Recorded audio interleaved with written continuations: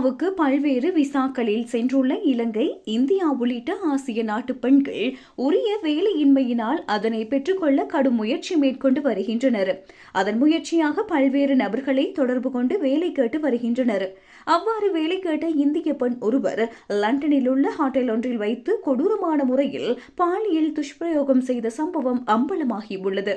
லண்டனில் வேலை பெற்று தருவதாக கூறி ஒரு பெண்ணை ஹோட்டல் அறைக்கு வரவழைத்து வன்புணர்வு செய்த இந்தியாவை சேர்ந்த 37 வயதுடைய குருவிந்தர் சிங் என்பவர் குற்றவாளியாக காணப்பட்டுள்ளார்.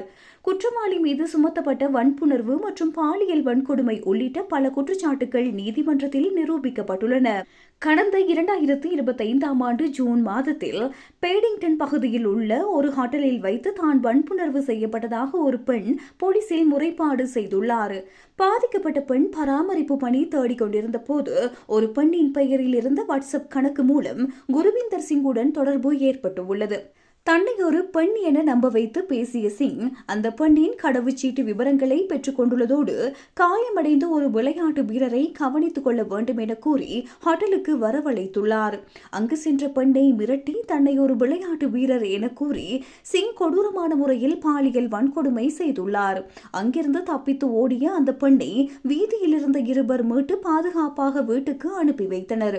சம்பவம் நடந்த அன்றே குறித்த பெண் போலீசாரிடம் முறைப்பாடு செய்தால் அந்த வீடியோவை வைரலாக்கி விடுவேன் என சிங் மிரட்டியுள்ளார். எனினும் அந்த பெண் துணிச்சலோடு முறைப்பாடு செய்ததை அடுத்து ஆகஸ்ட் மாதம் 11ஆம் தேதியன்று அதே ஹோட்டலில் வைத்து சிங் கைது செய்யப்பட்டுள்ளார்.